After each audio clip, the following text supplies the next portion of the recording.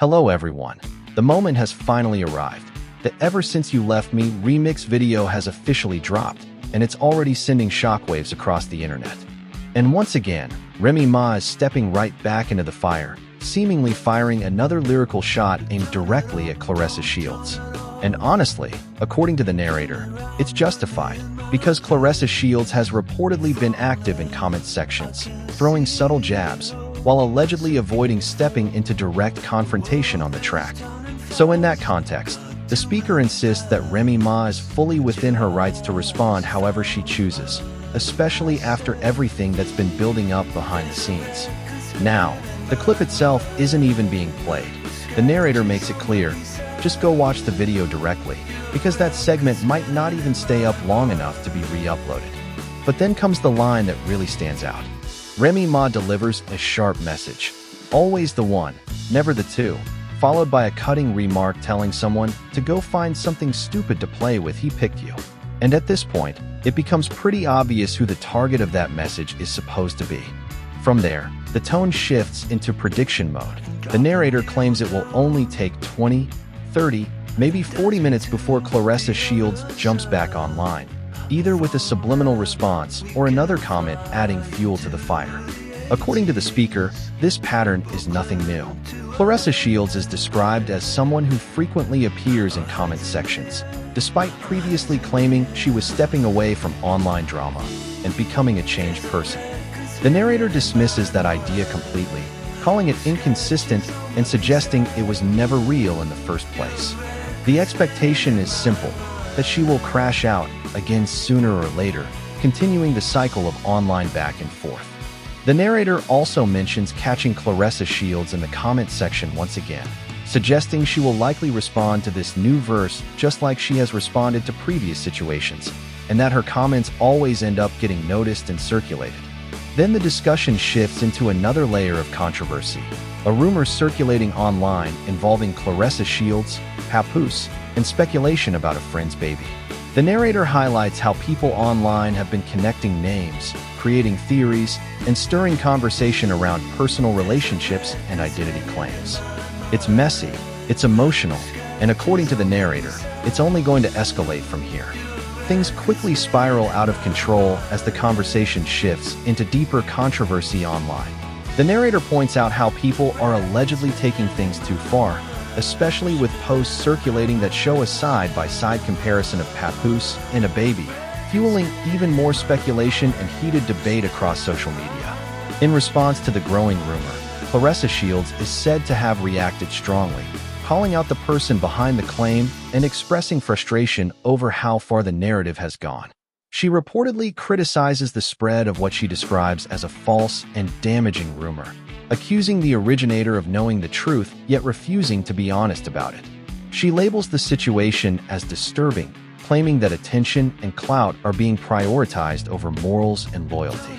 But the narrator immediately pushes back against that statement, directly challenging Claressa Shields and arguing that she is not in a position to speak about clout, morals, or loyalty. According to the commentary, she herself is portrayed as someone who seeks attention, stays involved in online drama, and contradicts her own statements about staying away from controversy. The narrator further claims that Claressa Shields previously said she would not respond to certain accusations or online claims, especially after alleged receipts were discussed involving Nigeria and accusations of plotting or behind-the-scenes behavior. Despite that, the speaker insists she stayed silent at that time, yet continues to engage in other public disputes. Now, the focus shifts back again to the baby rumor involving Papoose, with the narrator emphasizing how people online are speculating about resemblance and circulating images to support their theories. The baby is mentioned as someone Claressa Shields was reportedly babysitting, which adds even more fuel to the ongoing discussion. The commentary then becomes more personal and critical, with the narrator pointing to Claressa Shields' appearance and body, claiming that she tried to hide parts of herself in photos using emojis.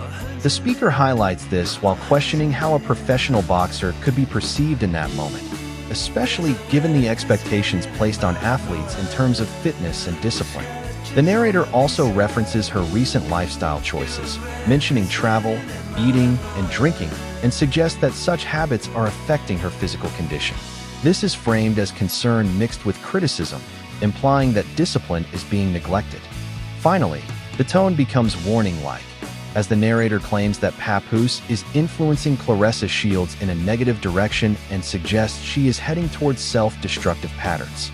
The segment ends with a metaphorical statement about her body being her temple, reinforcing the idea that she should take better care of herself as an athlete. The narrator continues with a harsh and critical tone, claiming that Claressa Shields depends on her physical condition to maintain her career and income, and therefore should always be in peak, top-tier shape. The speaker even references Laila Ali, using her as an example of the discipline expected from a professional fighter. The commentary then turns increasingly aggressive, describing Claressa Shields in a very critical way and suggesting that her current appearance does not match the standards expected of someone in elite boxing.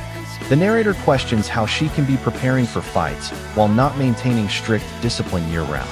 According to the speaker, there is an attitude problem being highlighted, the idea that she can indulge freely in eating and lifestyle choices, and then attempt to quickly regain form only shortly before competition. The narrator strongly dismisses this mindset as unrealistic and unprofessional. The criticism continues with mention of social media posts where emojis were allegedly used to cover parts of her body in photos, which the narrator interprets as an attempt to hide her physical condition. This is framed as something the speaker finds unbelievable and exaggerated. The narrator also claims that Claressa Shields did not appear this way earlier, suggesting a noticeable change in her physique since being publicly linked to Papoose. This comparison is used to imply a shift in discipline and lifestyle over time. The advice given, though delivered in a very critical tone, is that she should focus on training consistently instead of fluctuating between indulgence and short-term preparation before fights. From there, the topic shifts again, this time toward award show discussions, specifically the BET Awards. The narrator references previous commentary about Claressa Shields being nominated and questions whether she truly deserves such recognition. The speaker argues that award shows like BET often nominate individuals who may not necessarily win, treating nominations more as recognition than prediction. However, in this case, the narrator strongly states that Claressa Shields does not deserve to win based on behavior, attitude, and online presence. The criticism is framed around her social media activity and what the narrator describes as controversial behavior and online antics, suggesting that these factors should disqualify her from receiving such honors. The segment then shifts into commentary about media coverage and blog attention. The narrator claims that Claressa Shields is reacting because blogs have been posting content about Remy, including birthday celebrations and viral dance clips involving other artists like Young Miami, French Montana, and Max B. The speaker suggests that Claressa Shields is upset because she is not receiving the same level of media attention and implies that she wants control over what blogs choose to post. However, the narrator strongly rejects this idea, stating that she does not control media platforms or their editorial choices. The tone ends on a confrontational note, reinforcing the idea that she is frustrated by not being the center of attention in online coverage. The narrator continues with a sharp and direct tone, pushing the idea that Claressa Shields believes she has control over the online narrative, but in reality, she does not. According to the commentary, the speaker insists that Remy Ma will continue to be discussed and featured across social media platforms, just as she has been throughout her entire career, whether it's related to music releases, celebrations, or public appearances. The narrator emphasizes that no one individual has the power to control blogs or decide what gets posted, and strongly argues that Claressa Shields does not have that authority either, regardless of her personal opinions or relationships. The tone becomes more confrontational as the speaker claims that Claressa Shields is trying to influence media attention while being emotionally reactive. The narrator references a post where she reportedly shared her award nomination and wrote something along the lines of people being quiet about the good stuff. However, the narrator immediately pushes back, saying that it is not about silence, but rather disagreement, with critics openly stating that she may not deserve the award. The speaker then interprets Claressa Shields' statement as a direct appeal to blogs and media platforms such as The Shade Room, Jasmine Brand, and the neighborhood talk, suggesting she wants them to highlight her nomination in hopes of gaining public support and momentum. But the narrator argues that if those platforms were to post about her nomination, they would also need to cover every other nominee equally, because no one person should receive special treatment or priority coverage. The commentary becomes more pointed as the speaker insists that Claressa Shields is not an exception and should not expect to be treated as the central figure in every conversation or headline. The narrator claims that blogs cover a wide mix of stories and personalities, and that she is simply part of a much larger media cycle. The speaker suggests that Claressa Shields is reacting strongly because she saw recent blog coverage involving Remy and other public moments, including celebrations and viral clips featuring various artists. This is framed as a trigger for her frustration, according to the narrator. The tone then shifts into criticism of mindset, with the speaker accusing Claressa Shields of focusing on the wrong things, particularly media attention rather than personal achievement. The narrator emphasizes that being nominated for an award itself should be something to appreciate and celebrate, regardless of public reaction. Finally, the narrator concludes with a harsh characterization, accusing Claressa Shields of wanting to control everything that is said and posted about her online. This behavior is described as problematic by the speaker, who argues that she expects constant coverage and validation from media platforms, which is not realistic or justified. The segment ends with the overall message that media attention is not something anyone can fully control, and public perception will always vary regardless of personal expectations. The narrator continues breaking down what they believe is Claressa Shields' mindset, suggesting that she assumes anything she posts on her story will automatically be picked up and amplified by blogs and media pages. According to this interpretation, she believes this is her way of controlling or guiding what gets shared about her online. But the speaker quickly shuts that idea down, urging Claressa Shields to get it together, and insisting that not everything revolves around her or gets attention just because she posts it. The tone becomes more dismissive as the narrator claims that, in reality, people are not as focused on her posts as she assumes. The commentary then escalates into warning-like criticism, stating that if she does not win the award, she should not be upset when the internet reacts negatively or when people begin criticizing or dragging her for it. The narrator also adds that she should not undermine or disrespect whoever actually wins, referencing past situations involving Angel Reese as an example. From there, the speaker shifts into a pattern-based argument, claiming that Claressa Shields often presents herself as above drama or controversy, but then quickly returns to online activity within a short time, sometimes within 24 hours.